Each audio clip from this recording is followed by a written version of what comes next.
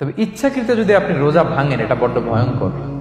প্রিয় ভাইরা, এটা খেয়াল করে মনে রাখবেন যে ইচ্ছা করে রোজা ভাঙ্গার চেয়ে বড় স্পর্ধা আর হতে পারে না। কারণ এই রোজা রাখাটা কি রমাদানে ফরজ।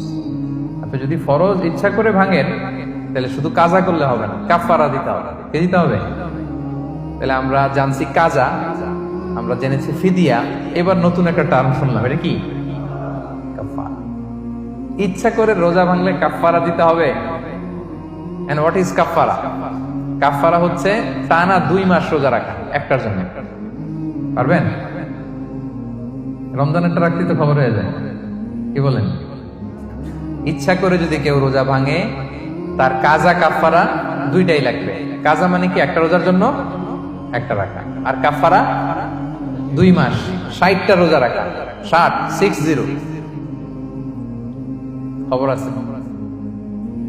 কিন্তু আপনি ইচ্ছা করে যদি রোজা ভাঙেন, এটার জন্য কাজা করলেন, একটা 60টা রাখলেন, মোট 61টা রাখার পরেও রমাদানের যে রোজা, এটার ফজিলত কি আপনি পাবেন?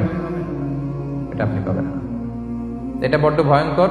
আমরা যেন ইচ্ছা করে কেউ রোজা না ভাঙি। এই ইচ্ছা করে যদি কেউ রোজা ভাঙে, অথবা ইচ্ছা করে দিনের বেলায় যদি কেউ ফিজিক্যাল ইন্টারকোর্স করে, তখন তার কাজাও করা লাগবে, কাফারাও করা লাগবে। এই ভুল যেন আমরা কখনো না করি, মনে থাকবে।